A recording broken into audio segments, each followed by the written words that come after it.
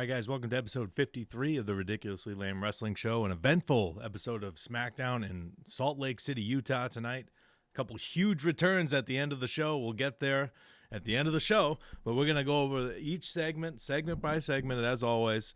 And if you have not subscribed, please do so. If you're watching this and you're not subscribed, just click that little red button. I'd appreciate it. But let's start off with the opening segment of SmackDown. The Bloodline, Solo Sikoa's version, kicked off the show. Sikoa, I've said this a few times now, he has improved drastically, greatly, incredibly with a microphone. He is just awesome with at promos now, out of nowhere. I never saw this coming. I thought he was just out of his element when this first started, when they first tried to make him the new leader, the new tribal chief. He's not at all. He has found his momentum. He is comfortable in his skin. He's great in this role, and he's just great at pissing off the crowd, and he's just like dancing around and happy. He's great as the leader of the Bloodline. But he just came to the ring with Jacob Fatu, the Tongaloa, Tamatonga, said, we've got 4 members, and Bronson Reed, I'm sorry. We've got 5 members here. Roman Reigns' squad still only has 4 members. I expect Roman Reigns to surrender when he arrives tonight with the original Bloodline. Reigns wasn't at the arena again. He showed up like an hour into the show. I love that. They work one night a week, just show up whenever. But yeah, just Solo Sikoa basically saying that Roman Reigns needs to surrender. The original Bloodline needs to surrender. In the final segment, that was not what happened at all, but we'll get to that later in the show. The Women's United States Championship Tournament, Bayley has already won her triple threat match last week. She defeated B-Fab and Candice LeRae. The finals of the tournament will be taking place at Saturday night's main event. I think it's a fatal 4-way on December 14th to crown the inaugural Women's United States Champion. But tonight it's Chelsea Green versus Blair Davenport versus Bianca Belair. I was rooting for Bianca Belair, but we got something much more interesting than that tonight, actually. Jade Cargill was attacked. We didn't see it on camera. We didn't see who did it. Aldis ruled out Nia Jax, I believe. We saw Piper Niven rushing into frame to see what was happening, but we didn't see who did the actual attack. But it looked brutal. She was on top of a car with her head looked like it smashed the windshield. It obviously didn't, but they made it look great. They made it look like she was dead, essentially. And Bianca Belair rushed backstage to see, check on her tag team partner, leaving Davenport and Chelsea Green alone. Chelsea Green eventually hits the unprettier for the pinfall victory. She will be advancing to the fatal 4-way at Saturday night's main event. So it's Bayley and Chelsea Green so far. And then later on the show it was announced that Jade Cargill will be replaced in the triple threat match next week. So Charlotte Flair, she hasn't had a match since December 8th, 2023. So she might be recovered now, or 11 months later, or 11 months removed from an ACL surgery and an MCL and a meniscus. That was a devastating injury for Flair. So it could be Flair. Becky Lynch, is she returning as the mystery, the final superstar? She hasn't had a match since May 27th. Her contract has expired.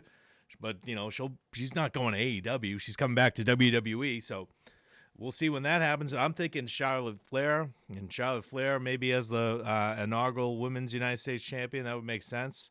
Asuka, there's another person that could be coming back. Asuka hasn't wrestled in ages.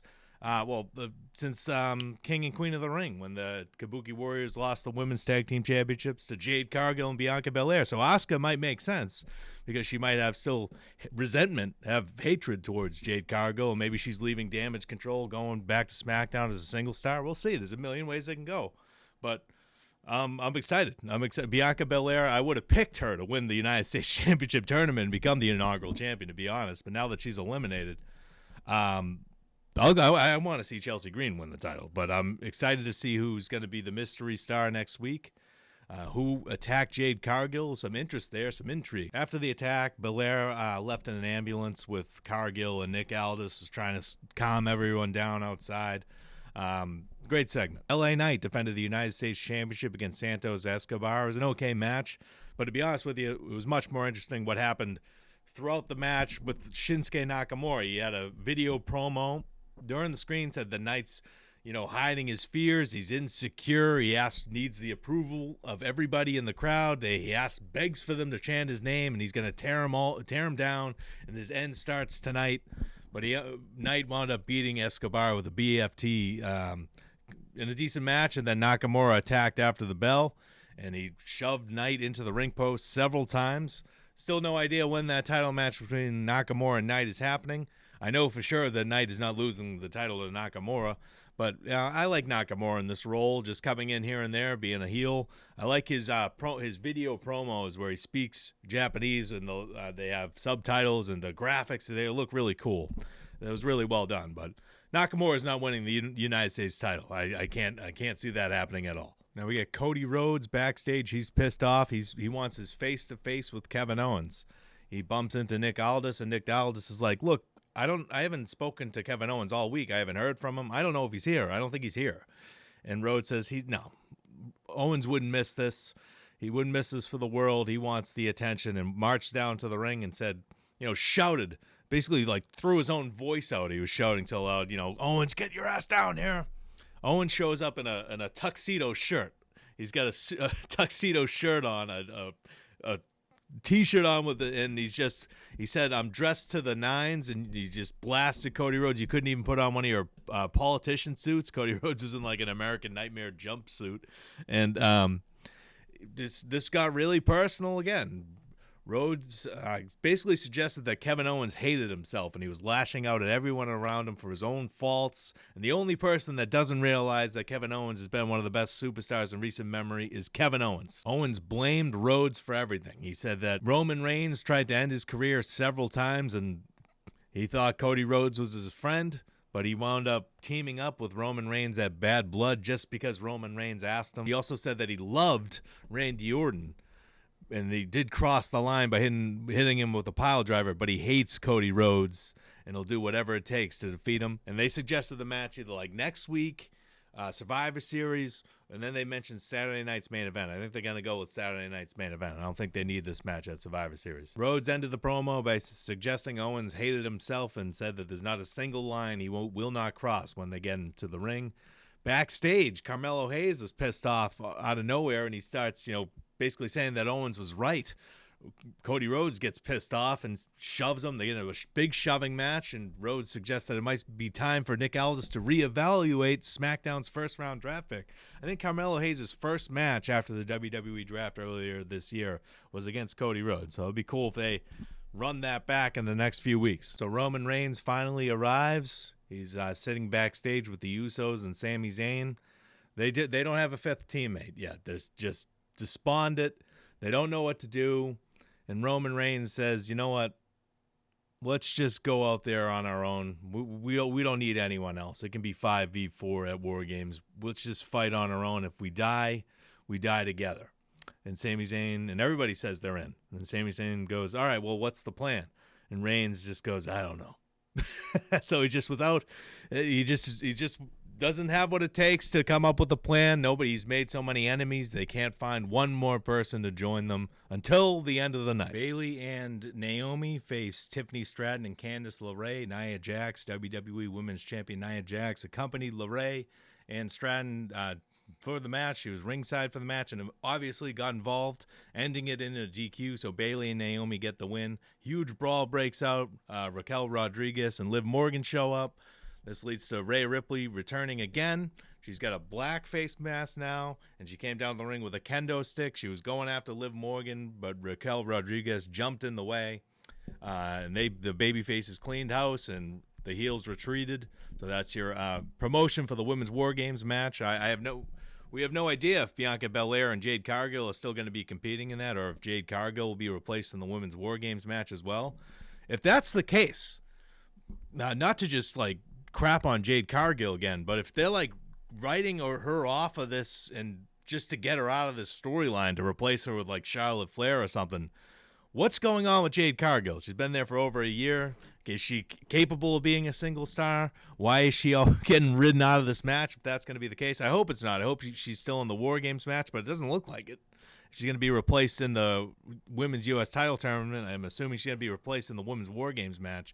Hopefully her return is epic, But that's not a good look for Cargill right now. Montez Ford versus Tommaso Ciampa. Gargano earlier in the night was having a conversation with WWE Tag Team Champions Motor City Machine Guns, basically trying to apologize for Tommaso Ciampa ruining the Street Profits title match last week, and then tried to get Motor City Machine Guns to give DIY a title match. And Shelley and Sabin said, well, you guys do deserve it eventually, but the Street Profits deserve the match first. You guys... Tommaso Ciampa ruined their title shot last week, and Gargano didn't agree. Street Profits show up.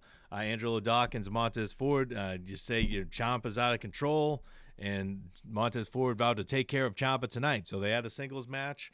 Ciampa looked like he was about to win. He looked like he was about to hit the fairy tale ending, but Ford countered into a roll-up and stole the win. After the match, Ciampa attacks Ford again. Angelo Dawkins makes the save.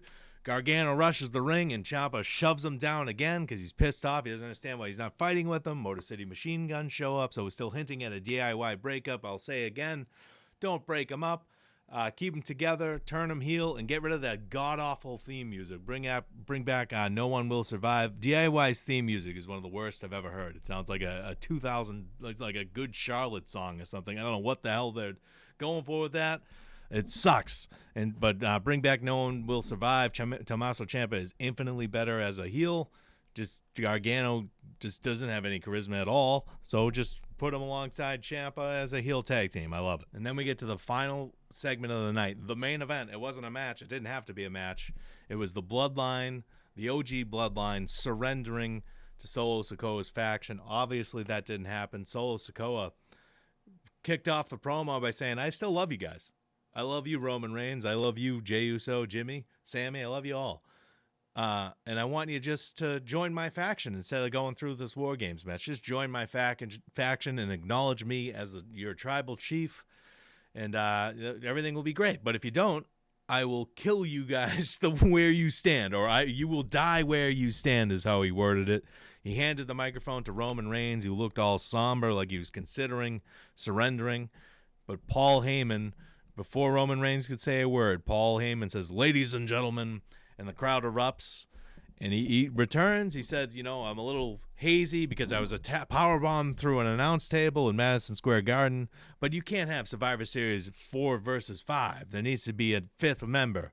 And he introduced CM Punk, which just totally caught me off guard. But again, once I started thinking about it for a half a second, it made perfect sense. A few months ago I don't know, 7 months ago now, Paul Heyman and CM Punk had a reunion on SmackDown. Paul Heyman made it seem like he needed help from the Bloodline. He said the Bloodline heard a radio advertisement that promoted CM Punk as Chicago's favorite superstar, and Solo Sikoa wants to be the favorite superstar wherever he goes, and that really pissed him off, and the Bloodline's coming down to the ring to beat the shit out of CM Punk right now, and Heyman asked CM Punk to get out of the ring. Punk said no.